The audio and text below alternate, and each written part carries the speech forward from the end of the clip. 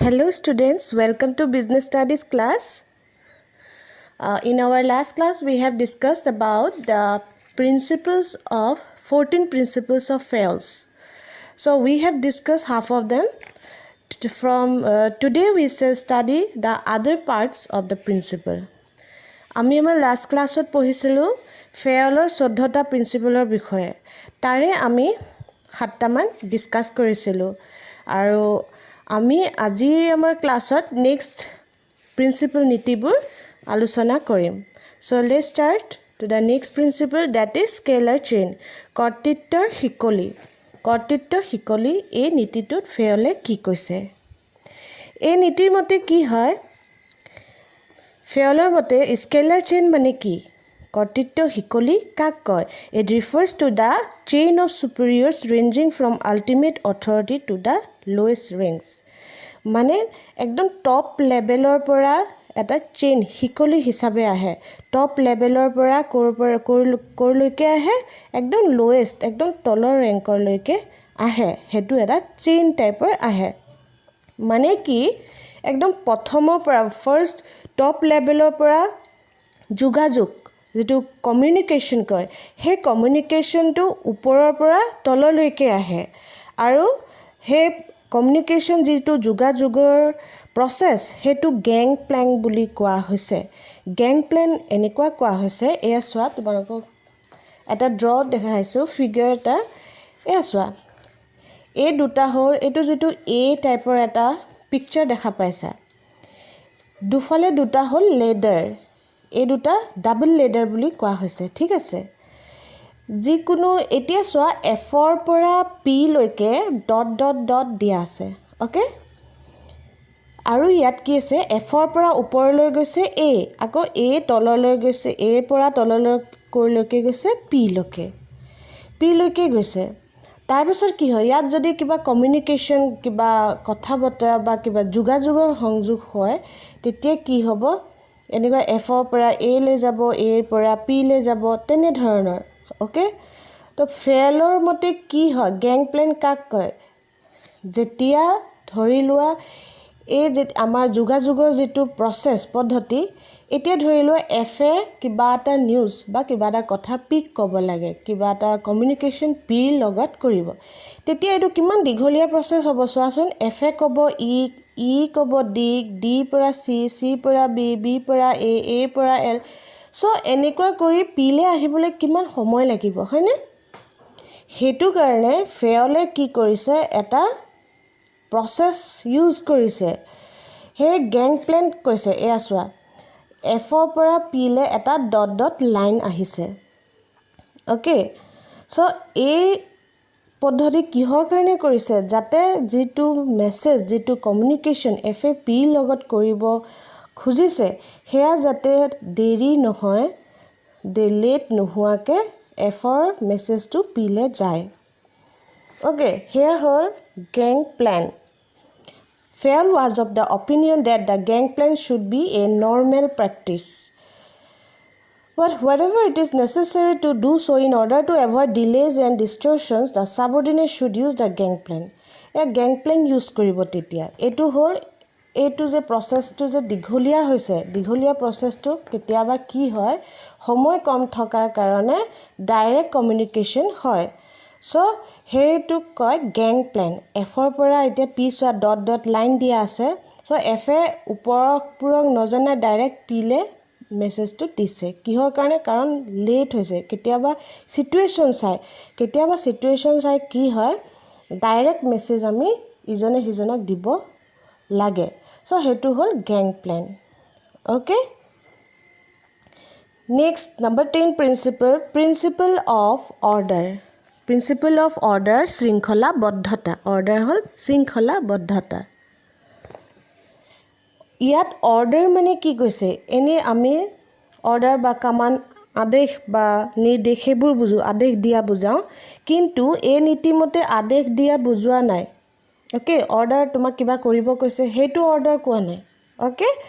So, but it refers to orderly arrangement of man and material. There is a fixed place for everything and everyone in the organization. Yet order কি বুজাইছে প্ৰত্যেক ব্যক্তি বা প্ৰত্যেকটো বস্তু নিজৰ ঠাইত থকা বা এটা নিৰ্দিষ্ট ঠাইত ৰখা ফেয়লৰ মতে কি হয় জানানে there must be a fixed place to keep every material and other things used in the organization ফেয়লৰ মতে কি হয় সংগঠনত প্ৰত্যেকজন মানুহ বা প্ৰত্যেকটো সম্পদ মেটেৰিয়েল প্ৰত্যেকটো বস্তু সেই বস্তু ৰখাৰ এটা নিৰ্দিষ্ট ঠাই হ'ব লাগে বুলি ফেয়লে কৈছে তেনেধৰণৰ এমপ্লয়িজবিলাকৰো এমপ্লয়িজ মানে কৰ্মচাৰীসকলৰো এটা নিৰ্দিষ্ট জেগা হ'ব লাগে ঠাই হ'ব লাগে যাতে তেহেঁতৰ নিৰ্দিষ্ট ৰুম হ'ব লাগে যাতে এইজন মেনেজাৰৰ ৰুম সেইটো ৰুম বা ৰুম নম্বৰ 1ত মেনেজাৰ থাকে ৰুম নম্বৰ 2ত বেলেগ এজন থাকে ৰুম নম্বৰ 3 বেলেগ কৰ্মচাৰী থাকে সো সেই তেনেধৰণৰ প্ৰত্যেকজন ব্যক্তিৰে এটা ফিক্সড জেগা থাকিব ফিক্সড প্লেচ থাকিব লাগে কেবিন বা সিট থাকিব লাগে সেইটো হ'লে কি হয় জানানে সময় নষ্ট নোহোৱাকৈ আমি এজনক বিচাৰি পাওঁ বা এটা বস্তু বিচাৰি পাওঁ টেক এন এক্সাম্পল যদি এজন কৰ্মচাৰী গাইডেন্স লাগে কোনোবা এজন সুপাৰভাইজাৰৰ নিৰ্দেশ লাগে বা তেহেঁতৰ গাইড লাগে সেইজনে ধৰি লওক কিবা এটা কাম কৰি আছে কামটো বুজি পোৱা নাই তেওঁ সুপাৰভাইজাৰৰ সহায় লাগে এতিয়া যদি অৰ্গেনাইজেশ্যনটোত কোম্পানীটোত যদি তেহেঁতৰ নিৰ্দিষ্ট ঠাই নাই গোটেইখন বিচাৰি ফুৰিব যে সুপাৰভাইজাৰজন ক'ত আছে তেওঁৰ ৰুমটো ক'ত এনেকৈ বিচাৰি ফুৰোঁতে সময় কিমান নষ্ট হৈছে বুজি পাইছা সো সেই যাতে সময় নষ্ট নহয় সেইটোৰ বাবে কি হয় প্ৰত্যেকজন কৰ্মচাৰীৰে এটা নিৰ্দিষ্ট ঠাই হোৱা দৰকাৰ সেইটো জেগা যদি ঠাই বোলে সুপাৰভাইজাৰৰ ৰুম নম্বৰ 2ত থাকে তেতিয়া সেই কৰ্মচাৰীজন ডাইৰেক্ট ৰুম নম্বৰ 2ত যাব তেওঁ সময় নষ্ট নোহোৱাকৈ তেওঁ বিচাৰি নুফুৰাতকৈ ডাইৰেক্ট তেওঁৰ জেগাত যাব মানে সুপাৰভাইজাৰৰ কেবিনত যাব হেতুৰ ফলত কি হ'ল টাইম সময় নালাগিল বা সময় নষ্ট নহল এনেধৰণৰে similarly if a worker needs a tool he should know where the toolbox is kept and if a material is required then the place where material is required should be known তেনেধৰণে যদি কিবা হজলি বা কিবা ইনস্ট্ৰুমেন্ট বা কিবা বস্তু কাম কৰোতে লাগে তেতিয়া তোমাৰ ধৰি like just tech an example কেচি এখনে লাগিলে কিবা এটা কাগজ বা কিবা কাটিবলে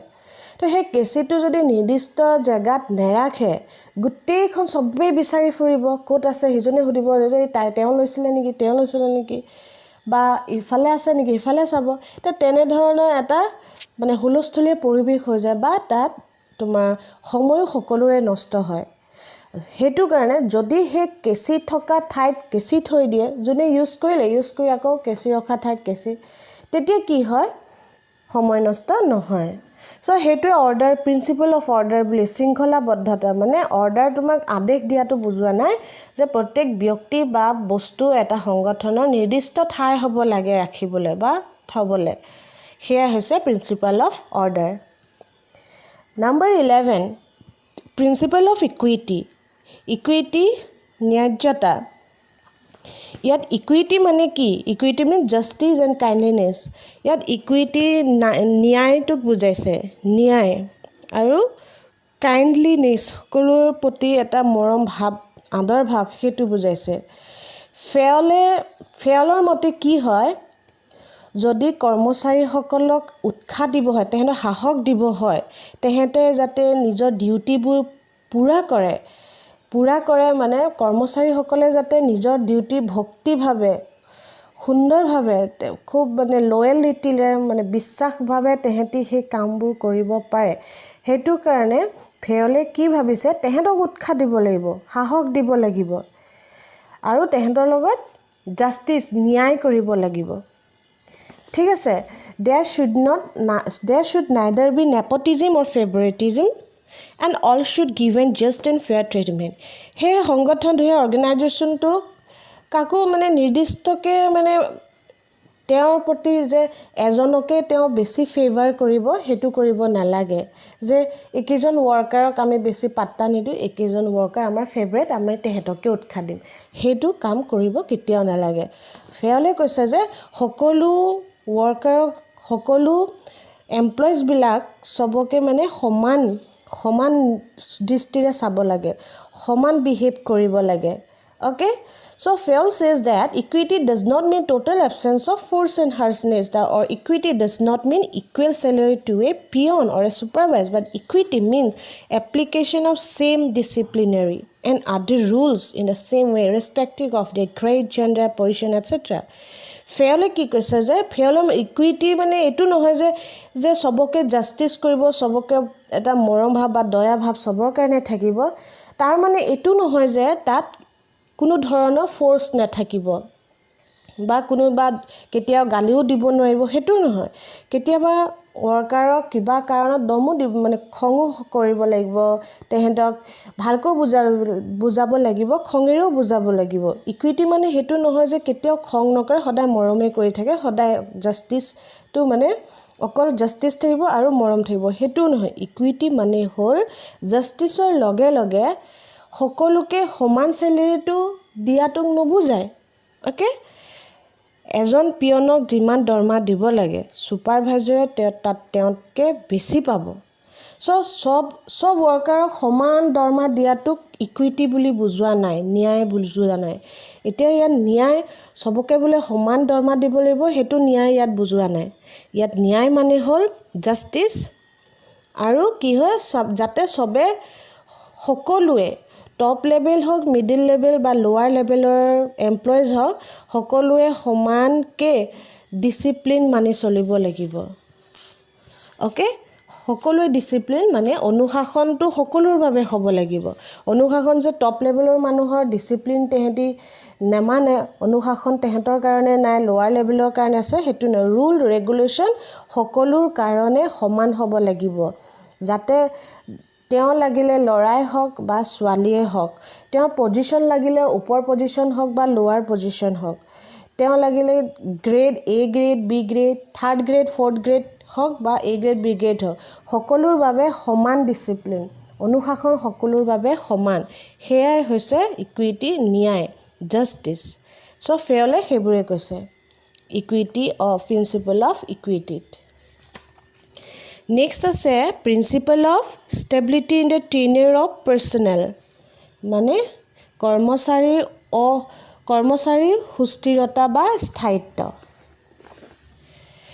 Stability in the tenure of personnel is very essential because it takes time to get used to a job এটো নীতিমতে ফেয়লে কৈছে যে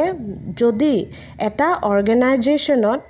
কৰ্মচাৰী বেছি দিন মানে কাম টিকিব নোৱাৰে ধৰি লোৱা তেওঁ অলপ দিন কাম কৰাৰ পাছত বেলেগ এটা কাম এৰি পেলাই বেলেগ এটা কামলৈ গৈ হে তেনেকা যদি সদায় হৈ থাকে এটা জায়গাত স্থানীয়ভাৱে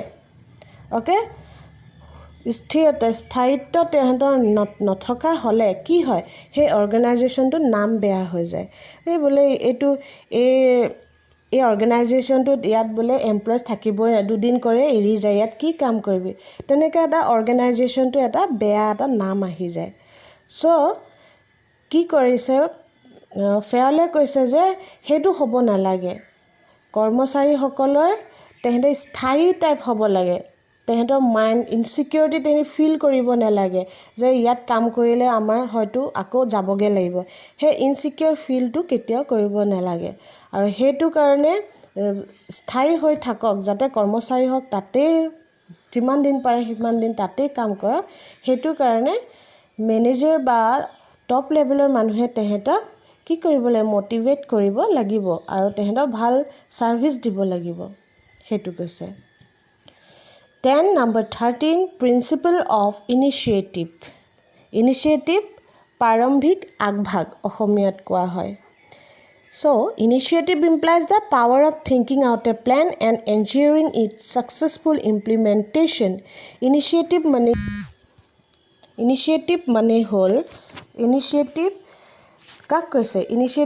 হল power of thinking কিবা এটা ভবাৰ এটা power এটা প্ল্যান কৰাৰ পৰিকল্পনা কৰোতে যেটো এটা পাৱাৰ থাকে হেতু আৰু হে প্ল্যানিংটো যাতে সাকসেসফুলি ইউজ হয় প্ল্যানটো যাতে সাকসেস হয় হেতু কৈছে initiative so manager should encourage or inspire the confidence of subordinate যিবোৰ ম্যানেজাৰৰ তলৰ লেভেলৰ যিবোৰ ওয়াৰ্কাৰ তেহেঁতক কি কৰিব লাগে উৎসাহ ইনস্পায়াৰ তেহেঁতক ইনস্পায়াৰ কৰিব লাগে তেহেঁতক কনফিডেন্স বঢ়াব লাগে যাতে সেই এনেকুৱা কনফিডেন্স দিব লাগে যাতে ওয়াৰ্কাৰ্ছবোৰে নিজে আহি পেলাই কাম মানে খুব নিজৰ ফালৰ পৰা নিজে পুৰা হাৰ্ড ৱৰ্ক কৰে ওকে সো সেইটো হৈছে ইনিশিয়েটিভটো হৈছে পাৱাৰফুল মটিভেটৰ মানুহৰ বিহেভিয়াৰ এটা পাৱাৰফুল মটিভেট কৰা বস্তু হয় সো প্ৰিন্সিপাল অফ ইনিশিয়েটিভ এইটোৱে কৈছে যে প্ল্যানিং কৰোতে এনেকুৱা প্ল্যান হ'ব লাগে যাতে হেতু কামত দিয়ে সাকসেসফুল হয় আৰু মেনেজাৰে সদায় তেওঁৰ তলৰ লেভেলৰ ওয়াৰ্কাৰ্ছ বিলাকক এনেকুৱা উৎসাহ দিব লাগে এনেকুৱা কনফিডেন্স তেহেঁতক বঢ়াই দিব লাগে যাতে তেহেঁতি একদম নিজৰ ফালৰ পৰা পুৰা কাম কৰে মানে পুৰা ফুল্লি ডিভোশনত কাম কৰে ভক্তিভাৱে পুৰা নিজৰ কামবোৰ কৰি যায় হেতু হৈছে initiative then number 14 principle of esprit de corps অসমীয়াত কোৱা হয় পাৰম্পৰিক সহযোগিতা উদ্যম So this principle implies that there should be cooperation and teamwork among the members of an organization. A principle এই নীতিটোৱে এইটোৱে বুজাইছে যে এটা সংগঠনৰ যিমানবোৰ মেম্বাৰ থাকে সবৰ মাজত সমন্বয় থকাটো দৰকাৰ সমন্বয় থকাটো কৈছে বা টিম ওয়াৰ্ক সবে একগোট হৈ মিলি কাম কৰে যিটো টিম ওয়াৰ্ক হেতু হ'ব লাগে আৰু এস্প্ৰিট ডি কৰ্পছ মানে হ'ল spirit of loyalty and devotion of the group of which one belongs সেই গ্ৰুপৰ মাজত তেহেঁতৰ শ্ৰদ্ধা ভক্তি থাকিব লাগে তেহেঁতৰ কাম কৰা স্পিৰিটটো থাকিব লাগে okay so management should try to develop a sense of belongingness among the employees সেইকাৰণে মেনেজমেণ্ট পৰিচালনাই কি কৰিব লাগে যাতে কৰ্মচাৰীসকলৰ মাজত তেওঁ আপোনত্ব এটা সৃষ্টি হওক আপোন ভাৱটো সৃষ্টি হওক যাতে সবে মিলি একেলগে কাজিয়া নকৰাকে এটা টিম ওয়াৰ্ক কৰে টিম এক্টিভিটি গ্ৰুপ এক্টিভিটি কৰে আৰু তেওঁ টিমৰ যিটো স্পিৰিট থাকে সেই স্পিৰিটত কামবোৰ কৰে যাতে অৰ্গেনাইজেশ্যনৰ যিবোৰ লক্ষ্য আছে সেই লক্ষ্যবোৰ তেহেঁতি পূৰা কৰিব পাৰে সো ফেয়লৰ এইবোৰে আছিলে 14টা